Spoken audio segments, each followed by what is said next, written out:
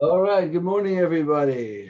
And we are going to continue our exploration of the 10th chapter of the Mesilas Yesharim, Path of the Just. And we're going to jump back in where we were. If you remember, we're in this chapter 10, the chapter that deals with what's called Nikius.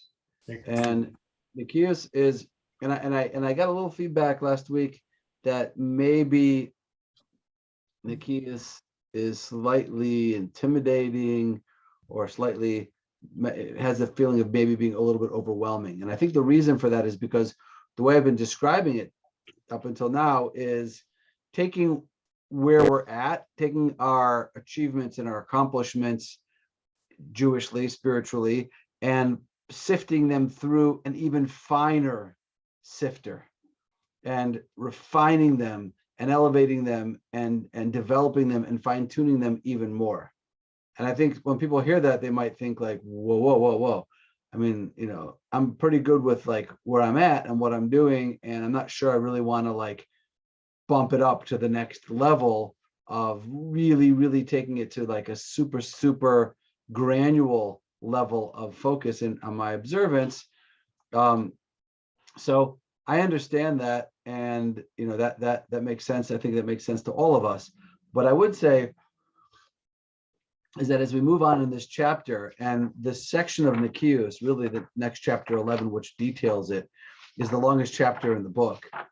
It's actually very, very, very relevant. And people think that it might be like a little bit too esoteric or too high of a level. The truth is that it's you'll see as we get deeper into it that it's actually very relatable and very relevant, maybe even the most relevant section of the entire book, because it's where we go, like I said before, we go a little granular. Huh? Granular. We go granular. Thank you, Jeff. We go granular on some of the issues, like, for example, envy, or I'm just anger. We look into some of the details of haughtiness. That's Nikias when it comes to character traits. We also talk about Nikias when it comes to falsehood and honesty and precision in how we use our word and how we give our word. Revenge, hatred, lashon hara, rechilus, all of these areas, giving advice. These are really practical areas of Jewish life, and this is where we start to go deeply into those areas. So I wouldn't get overwhelmed. Stick with us, because we'll see that this subject of Nikias is going to be very, very relevant. Nikias when it comes to the food that we eat, and Nikias when it comes to the company that we keep, and relationships, sexual relationships, and all of these things which are very relevant to our kind of our daily life are all going to start to come up in this section. So hang in there with me as we go through this. Okay, so we're on page 166.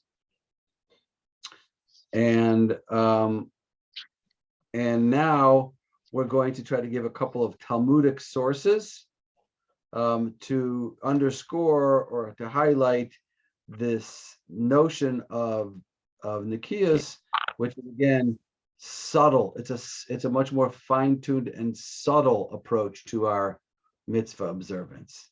So he says over here, we're on the bottom of 166, and this is similar to that which the sages of blessed memory said, that the sins of a person that a person tramples on with his heels surround him at the time of judgment. Now, what are the sins that a person tramples on with his heels? So these are things that we don't attach much significance to. There are things that we tend to blow off because we assume that they're not that important, or they're just sort of part of daily life, regular life that everybody sort of, everybody does this. In my business, in my field, it might not be that kosher, to do things this way, but everybody does it this way. It's just sort of an unwritten rule that everybody sort of fudges in this way or cheats a little bit in this way. And Nikios means that those areas where everybody tramples on, those areas where people just, they take it too lightly. They don't attach the gravity and the seriousness to it that it deserves. These are things where we can come along and excel. These are the areas that can sort of, if you pardon the phrase, but separate the men from the boys, right? This is where you can really excel and take it up a notch in who you are, in your ethics, in your moral behavior, in your spiritual approach to life, right? And that's what we want. We don't want to be mediocre. We want to be, I'm last week, it was Sunday, I think, maybe. Did I mention this? I went to a funeral of a very close friend of mine's grandfather. And this man was the way they spoke about him, I'm still very moved by it. And, and I kept asking myself, like, what are they going to say about me? This happens to me every time I go to a funeral, a moving funeral anyway, like a good funeral. Sometimes you go to a funeral and they're like, my dad was, he was a good golfer, not to take anything away from the game of golf, of course, but if that's all that your kids are saying about you at the funeral, then you read between the lines and this guy must have been a piece of work, because the best thing the kids can come up with to say about him at his funeral is that he played a good game of golf. Okay. But when you go to a funeral that's deeply inspiring because the person that they're speaking about was a wonderful father, a wonderful grandfather, a wonderful member of the community, contributive part of society in meaningful ways, it moves you and inspires you. Right. So we all want to upgrade. We all want to bring our A game. We all want to improve our approach to our relationships with other people, our relationships with Hashem, our spirituality, our Torah learning, our wisdom, our knowledge, our midos, all these things. And Nikias is where you can take it up to that next level. It's where you can find one place where you can really shine, where they'll say about you, he really, this was his mitzvah. This was the area that he really hit it out of the park. He was incredibly encouraging in the way he spoke to other people. Or I never once heard him get angry or say a word of lashon hara. Whatever it is, that's the level of nikius. That's excellence. That's excelling on a professional level. That's professional Judaism. And that's what nikius is about. And he says that there are many mitzvos that people they sort of trample on with their heels because we just don't really attach any true value to them, because in the world they're cheap. Nobody seems to really value these things. You go out with your friends and everyone's speaking lashon hara, trash talking, the third friend who didn't show up, or whatever it is. And that's what people do. And that's how things go. And in my business, okay, I'm not the most scrupulous guy, but nobody is in my business. Everybody, cuts these corners. Those are the mitzvahs that people trample on. And Nikias says, whoa, those are the areas where you are going to define your greatness. Those are the areas where people are going to say about you, he wasn't like everybody else, because he really, truly got it. And he excelled in this area. So that's what this is about. On the top of 167, in the same vein, the sages of blessed memory said, most people stumble in matters of theft, a minority of them in illicit relationships, and all of them in the dust of evil speech. Let me explain that sentence, okay? The Talmud goes ahead and tells us that when it comes to theft, okay, so let's see, there are 1, 2, 3, 4, 5, 6, 7, 8, 9, 10, 11, 12, 13, 14, 15. There's about 16 of us, okay, on this call.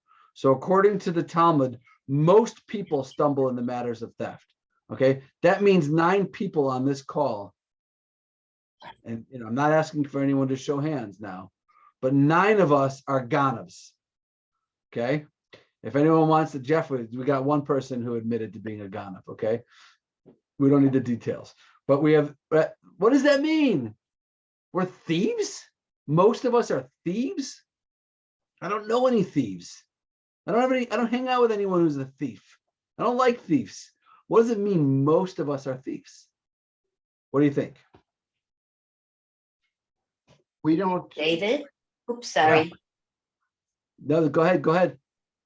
I think that maybe we steal things like time from people, and maybe sometimes we're stealing inadvertently, not really calling it theft. Amazing. Okay, so I think you're 100% right. Can you give me an example, like a real life example that comes to mind of, like, let's say either one of those? I think those are 2 different things. They're stealing time and then they're stealing inadvertently. Does something come to mind, an example of real life? Not something that you've done, of course, Doris, because we know you wouldn't do it. Maybe something that Ron did. No, I'm kidding. So, Okay. Well, probably anything having to do with sales. In a lot of different areas, whether it's, I don't know, shopping around for insurance or big box appliances, perhaps while you're shopping around getting prices, maybe you don't really have the intent of going with the one that gave you the estimate, but you're just doing it for your own information. okay. And you're going, and your intent is to go somewhere else. Rabbi Began? Oh, Yes. Yes. it's Lee. I was going to say something really mundane.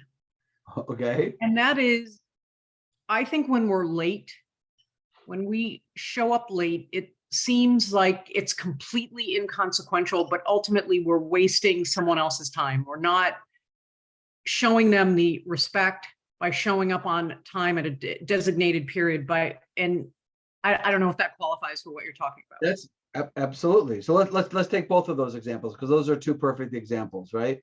Those are okay. So first, let's take Doris's example. Doris's example is, and I think we all do this unless we're very, very aware and careful not to. But think about, I've done this before. There's by the way a way to make it okay. But you want to buy something. You want to buy it on Amazon. You want to buy I don't know what, an MP3 player, or you want to buy a set of headphones, or you want to buy a dishwasher, a washing machine. So you walk into, or you don't want to buy it without seeing it. So you walk into Best Buy.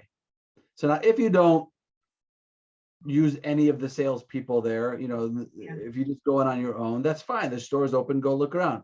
But if you're taking the time of a salesperson and that all you want to do is look at it, find the best one, and then you're going to go buy it somewhere else where it's cheaper, on app or on Amazon or whatever.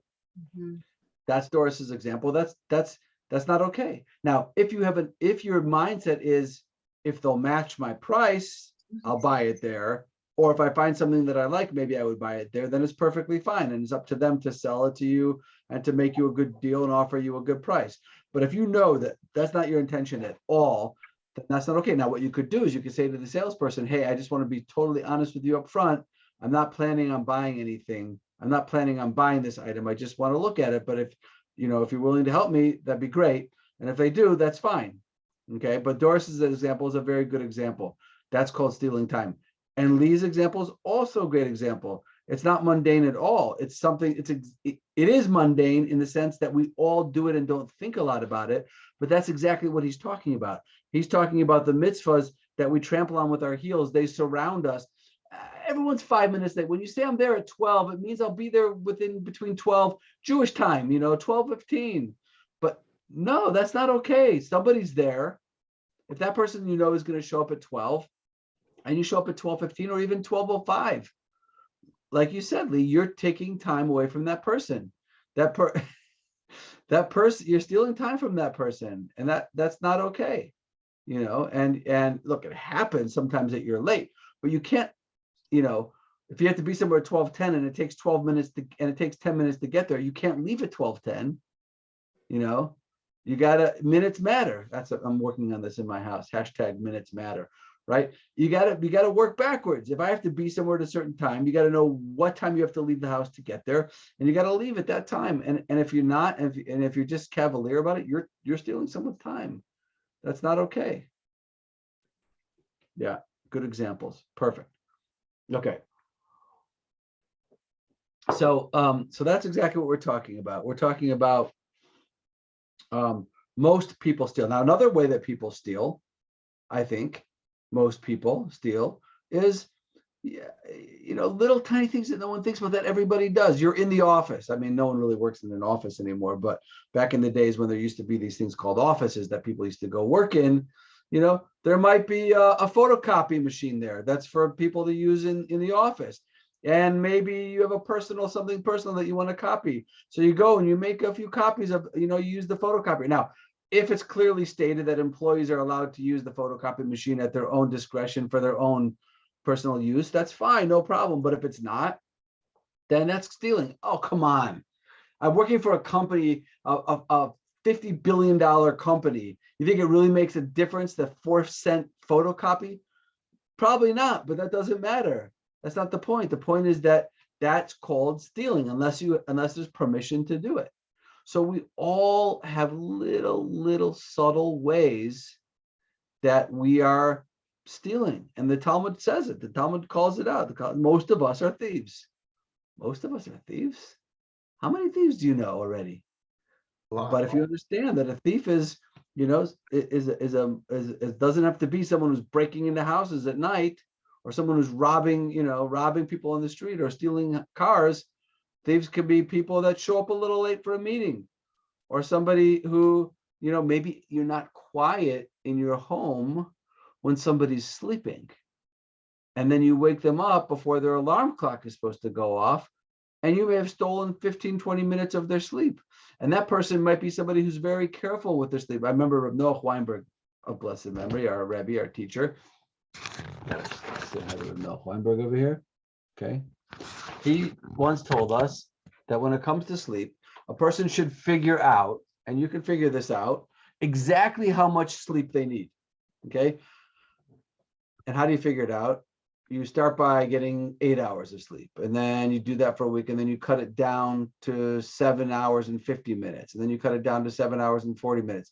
And then when you get to the point where you're not functioning well, you say, okay, I have to add on a couple minutes. And then you figure out, I need 7.5 hours of sleep to function well. Okay, so some people are like this. I'm actually a little bit like this. My wife thinks I'm, a little type A when it comes to this, but I know how much sleep I need to get in order to function perfectly and ideally. So I go to sleep at a time, and I set my alarm for a time to make sure I get that amount of sleep. So if something happens, if there might be a night owl in the house who's not quiet, or somebody who wakes up early, that never happens before, someone wakes up before me and is loud or whatever, that's called stealing sleep.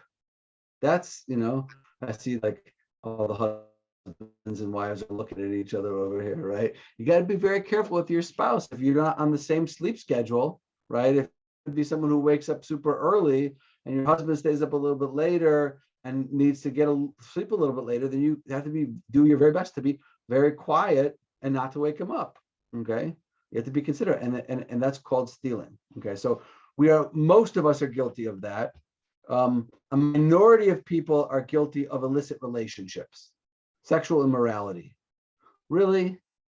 Come on.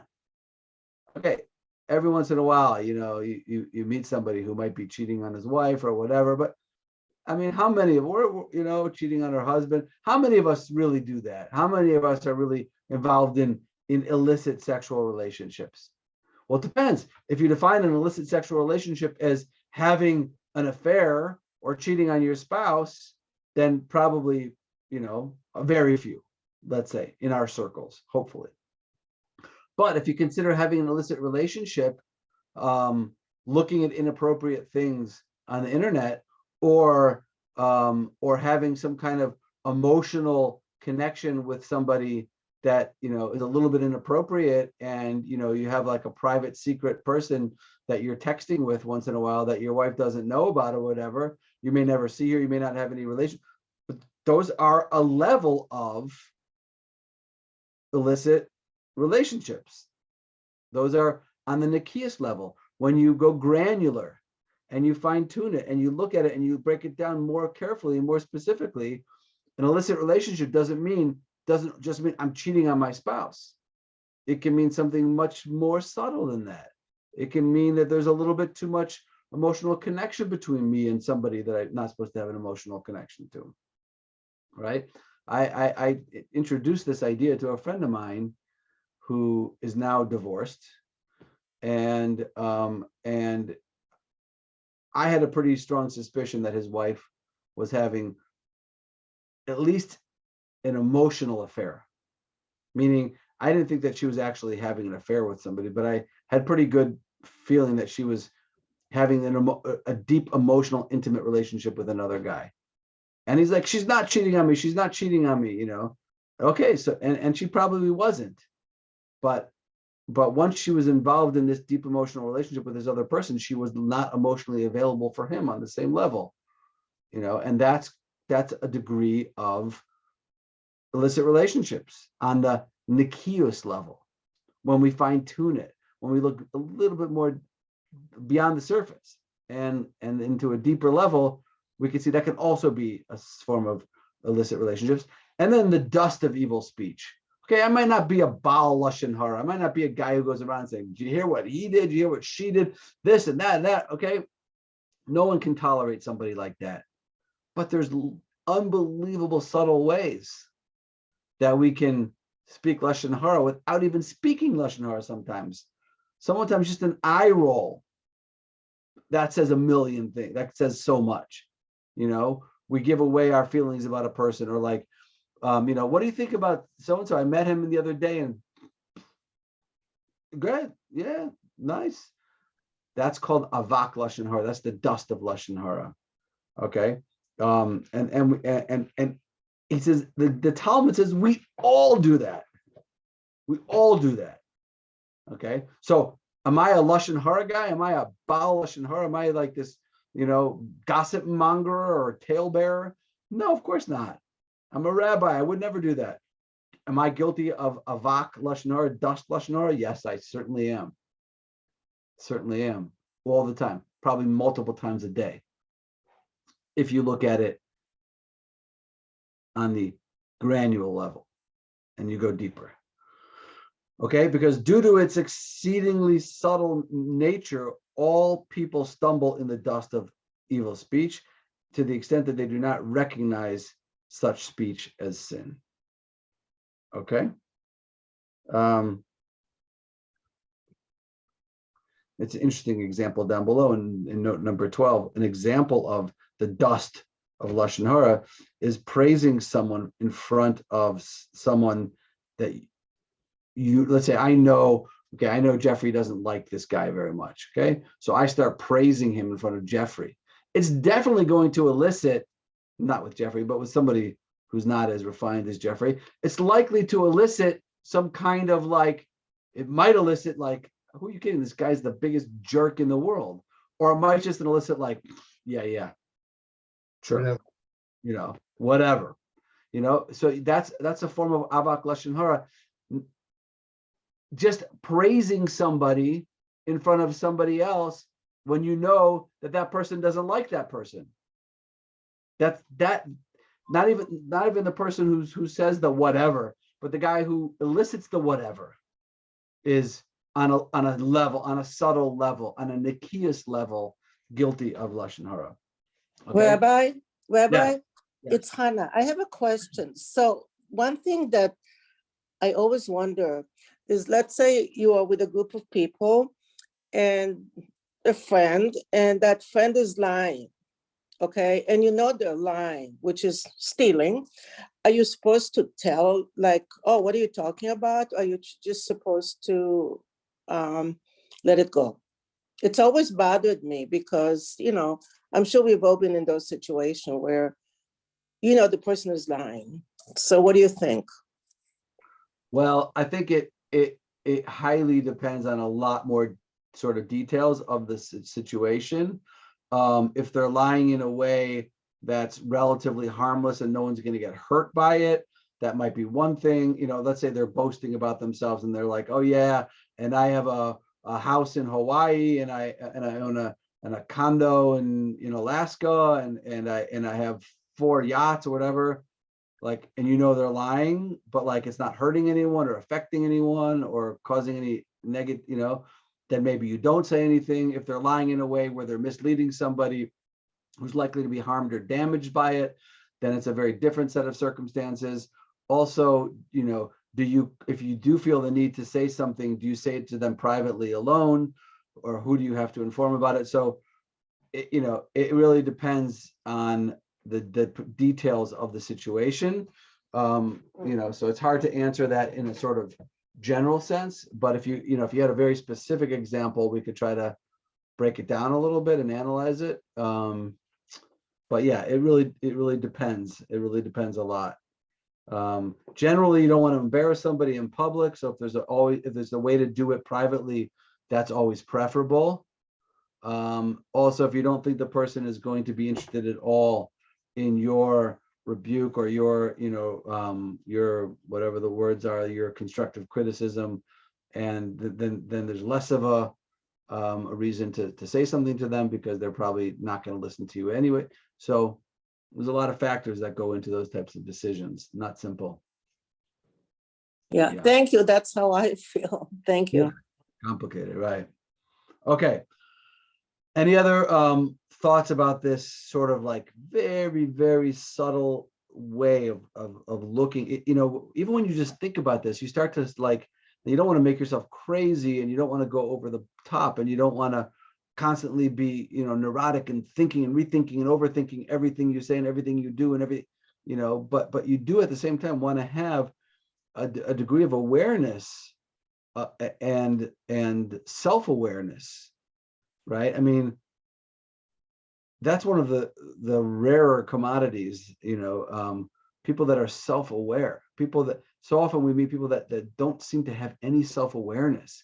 They don't even realize what they're doing. They don't even realize what they're saying. They don't even realize the harm that they're causing or the damage that's being done. And being self-aware and being able to, be objective and ask yourselves, like, did I handle that situation correctly? Did I need to say this? Should I have handled it differently? Should I have said something else? Looking at things carefully and going through them and sifting through them with that level of focus and intensity is what Nikias is all about. David? Yes. There's so many levels though of Lashon Hora, and also the Chafetz Chaim makes exceptions. Like if someone's exploring a shidduch and some very negative things about this person, you're obligated to say. Totally. Right. 100%. And also, if someone's going into business with somebody or giving somebody a loan and their background's being investigated, and this guy has reneged on a loan to you or maybe worked for you and stolen, and that's been proven, you have the right to tell this person if you're trying to help this person prevent getting snookered, not necessarily because you hate this person and want to get him in trouble with the problem of a parnassus. Right. So there are absolutely are a whole bunch of there's a whole bunch of details and laws and things that go into knowing how to deal with Lashon Hara and handling Lashon Hara in situations. So yeah, I think that you have to be aware of these things, and you have to know some of the details and familiarize yourself with the laws, because they're very, very complicated. And there are times that you absolutely are supposed to and have to say something, and then there's some times where you're not allowed to say something very, very detailed, and yet there's a lot to know and how to handle those situations, including between spouses, that a certain amount, as I understand, is allowed if it's going to help your spouse in deal with an emotional situation. Now, you have, hear it out, try to settle things down, and that's the end of it. But it's not like, don't tell me this, And if it's really upsetting your spouse, as I understood it, you can talk about it. Right, right. So yeah. I mean, these are let's leave the details of the laws of Lashon Hara for a different share. But yes, you're right. There's a lot that goes into it, and it's important to know. And if you don't know, you have to ask somebody who knows. Okay.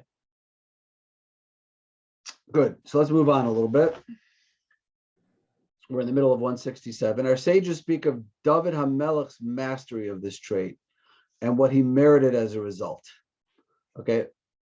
At this point, by this point, you must realize how much the Ramchal loves David HaMelech. I mean, David is his man. He's always turning to David for Tehillim is his first place to turn for proof texts for everything he says. He's always interested in David HaMelech's approach to all of the topics and all the character traits that are discussed. So here, as is his custom, he turns to David HaMelech, and he says the sages of blessed memory said that David HaMelech, was vigilant and would cleanse himself entirely from all of these subtle sins that most people trampled underfoot. And therefore, he would go to war against his enemies with absolute trust that he would be victorious. And this is what he says. David says this in Psalms. He reflects this idea of his commitment to Nikios and cleansing himself from the subtlety of sin in the pasuk in Tehillim, where he says, Erdof ovai v'asigem v'lo ashuv. Allow me to pursue my foes and overtake them. Do not let me return until they are destroyed. Okay, something that Yehoshaphat, Asa, and Chizkiyahu, who were also righteous kings, did not consider themselves worthy to ask, because they were not so cleansed of these sins as was David HaMelech. In other words, what the Zohar is telling us is that David worked so hard to refine himself and to make sure that he was free of even the most subtle, nuanced level of these sins, that he felt that he could ask Hashem, let me overtake my enemies and let them be destroyed, and let me not return until they were destroyed. You can't ask Hashem that unless you know that you're clean, clean as a squeaky clean. Yeah, Susie. So the obvious question, if he had such a high level of Nikias, is how did he allow himself to fall into the relationship with Bathsheba? Great question. And for that, I will refer you to my 3-part series on David and Bathsheba, which can be found on the L'chaim Center website. It's a phenomenal question, but I don't even want to attempt to answer the question. But what I do want to say is it's because of things like this that we learn about David HaMelech that we're forced to reconcile, right? On one hand, we hear about David HaMelech that he was practicing Nikios. He wasn't just a good kosher Jew who avoided sin. He was on the highest level, on the most subtle level. He had abolished and uprooted even the most nuanced level of sin from within him. But then we hear about David and Bathsheba. So that's why we have this conflict and this difficulty of understanding. That's where the conflict comes in. Like, I'm so confused. On one hand, I'm looking at this story of David and Bathsheba, and it looks to me like he's like, as the non traditional approaches to David seem to try to paint him as being some kind of misogynistic philanderer of some sort, when the truth is we're told by the Zohar of all the people in the Tanakh that succeeded in uprooting even the most subtle level of sin, it's David. So how do we reconcile that? How does that make sense? It's a tremendous question. it's one that if you really want to understand David HaMelech, you need to address, and you can't ignore. But it's way, way, way. There's so many layers of understanding that of what happened there, and we do have a series on it. Let me just see if it's still there. Let me see if it's still there. Should be on the website. So good. This is a good opportunity to plug the website over here. I hope everyone knows about the L'chaim Center website. So if you look over here where it says library, just click on library. And then you have all of the classes and all the lectures. So let's see, Adventures in Tanakh. So we have over here, Life of King David, David and Bathsheba, David and Bathsheba continued. See that? Mhm. There's tons and tons and tons of classes on the website. So take a look over there and enjoy it. It was one of my favorite series that we did because it was super challenging and fun to get into. Okay, fine. Let's go a little bit further. So Ramchal now shows how the sage's understanding of David HaMelech's request is indicated in the words of David himself. Let's see if we can just get to the end of this chapter. So, and this is what he himself stated in the course of his words of prayer in that psalm. Hashem, please recompense me according to my righteousness. Repay me in a way befitting of the purity of my hands. And he said further in that psalm, Hashem repaid me in accordance with my righteousness, according to the purity of my hands before his eyes. This purity of hands, which David speaks of, is the purity and cleanliness that we have discussed in this chapter. So when David says over and over again, he uses this phrase, where's the phrase exactly? Hanikayon. He uses this phrase, Kevor Yadi Ashivli, with the righteousness of my hands.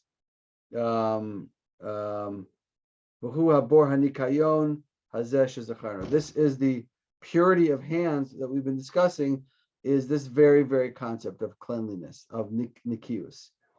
And he goes on to say further, for with you I smash a troop, and with my God I leap over a wall. Allow me to pursue my foes and overtake them. Do not let me return until they are destroyed. Thus we see from the psalm itself that David HaMelech makes his unique request in the merit of his nikius. Because I practiced nikius, because I didn't just settle for being an overall good person and keeping the Torah and mitzvos on a base level, but I went deeper and more refined, and I took it to a granular level, and I refined my actions to the level of nikius.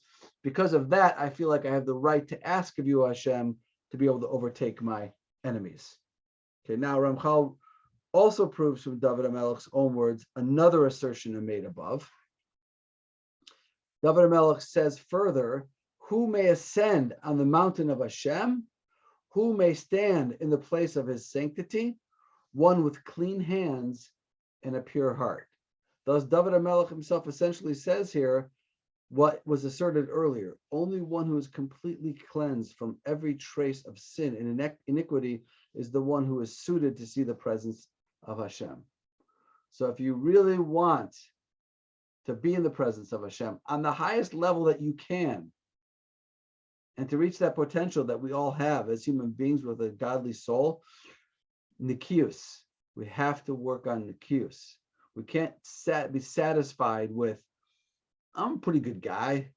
I'm not a ganav. I don't cheat on my wife. I don't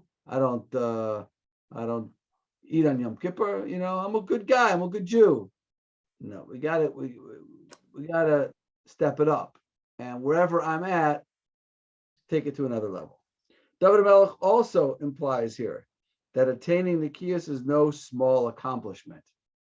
Okay, lest you think for a second that we're talking about easy stuff over here. So in truth, surely this trait is difficult to acquire. For the nature of man is weak, and his heart is easily swayed by the allure of physicality. And he permits for himself the things for which he can find sufficient grounds to be misled into believing them to be permissible, meaning we rationalize, we justify our behavior. Surely one who has attained perfection in this trait has already reached a lofty spiritual level, for he has stood in the face of a powerful battle and prevailed, meaning he's worked on the previous traits. He's worked on the Kiyas. He's worked on Zrizus. He's worked on Zahirus. Okay, he's already like in the 99th percentile over here. Okay, but nonetheless, he wants to take it one more level. Now that we've explained the general outline of Nikios, we will proceed in the following chapter to clarify the details of this trait. Okay, and then he's going to go in, starting in chapter 11, he's going to talk about those three things that we talked about: theft, illicit relations, and forbidden foods. Okay, two of the three. And he's going to go in to show you what Nikias looks like in those three areas. What does Nikias look like when it comes to theft? What does Nikias look like when it comes to immorality? And what does Nikias look like when it comes to kosher? Okay, so he's going to apply the principle of Nikias to these three areas of life. And we'll start that, God willing, next week. Okay, any questions, thoughts, comments? Yeah, Susie. You just said that only one who merits being in the presence of Hashem is one who has Nikias. But we've learned that there's only 4 people in the world who have been sinless. And there have been very, very righteous people that have sinned, like Moshe Rabbeinu. And, we can find sins in many of the, they weren't perfect. They were phenomenal, but they weren't perfect. So how do you reconcile those two things? What does it mean to be in the presence of Hashem? Presence of Hashem is not a one level place. It's a infinite level of degrees, right? You could be in the you can be in the presence of Hashem, and you can be more in the presence of Hashem, and you can be more in the presence of Hashem.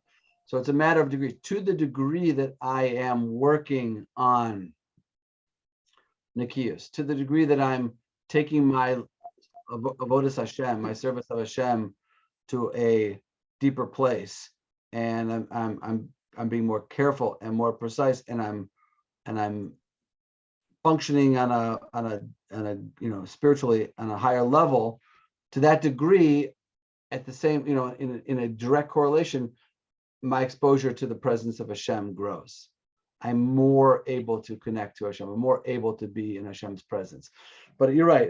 There's only a very few people that can say that they left this world without sinless, and that's not, really a goal for us mere mortals. Our goal is just to be working on Nikias and to not rest on the laurels of what we've achieved and accomplished spiritually until now, but to always be trying to bring it to another level and to, get better and in different areas. And to the degree that we're doing that, we're leaving more, we're opening more opportunities for Hashem's light to come into us. Thank you. Great. Okay. All right. If that's it, we're going to pause here and we will pick it up from here next week, God willing. Okay. All right, thank you. Thank you, Rabbi. Thank you. Thank you. So everybody. Tov, Laila Tov, Rabbi. Laila Tov, Yom Tov, Shavua Tov, everything Tov. That's all. Just Tov. All right.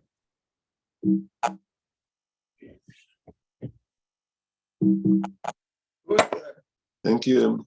Alan Weiss, I'll call you in a minute, okay? Okay.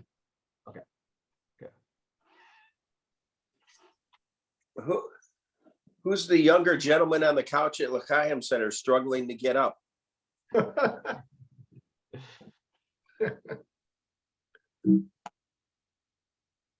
right.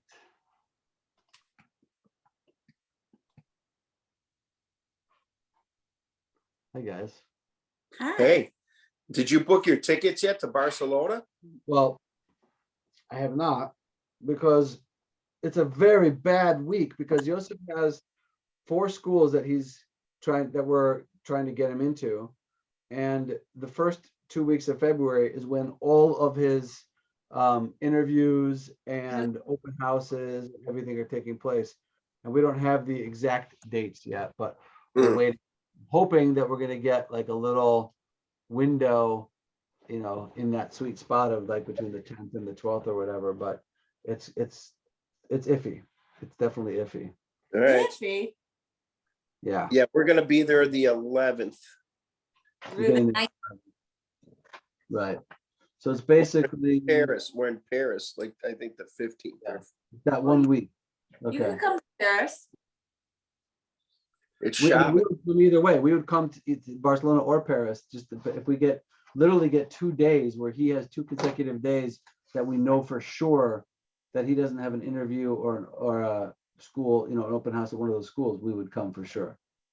But right now, we don't know exactly when they are. I know he's got one on the 9th, one before, so. Oh, shoot. What? I wanted to tell that story on the class. Oh, that's a. So do you remember Yarden? Yeah, of course. He gave a kidney to a stranger. Yeah, so listen to this. So did you know he started a charity? Did you know Yeah, that? his friend's sister or something that she was beaten. She was abused. His sister-in-law, his wife's sister got killed by Yeah, her husband. wife's sister-in-law. Yeah. And when he was there donating a kidney, his wife was, I think, walking in the lobby maybe, and they had this event where they put up dresses of women who've been killed It was just a show. because of domestic violence. And they had the dresses of the women that gotten killed, and they'd like put them up in a display to bring awareness about it. And somebody came up to his wife and they said, I remember you, Came up to him. his wife, Oh, okay. and said, I remember you, your sister's dress is up over here. Wait, what? So the day he's going in to donate the kidney at the hospital, they had a display to bring awareness for domestic violence. And they had the dresses of a number of women who had been killed because of domestic violence on display.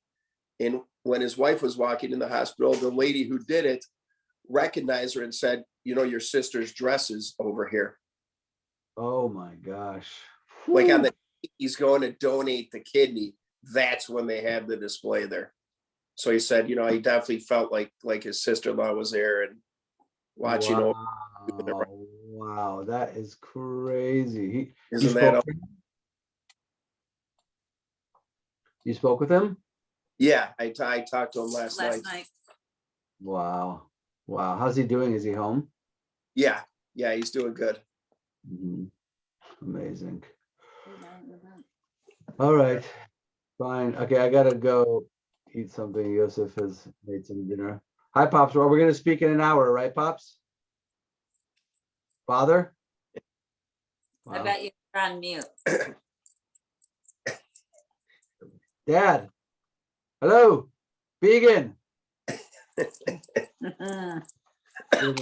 The funny thing is, he doesn't even know we're watching him. I know. Alan. He can't see us. Is he on the phone? Yeah. It's funny. Right, I'll call in and tell him we're trying to. Wait, I hear him. When I was 25, I had a herniated disc. I'm talking, And- myself. I don't want to Yeah, hear. the about hospital You it. don't want to hear this, how I 7 heard you weeks. this at 25. Before they did it. So forget that. Because All right. now, to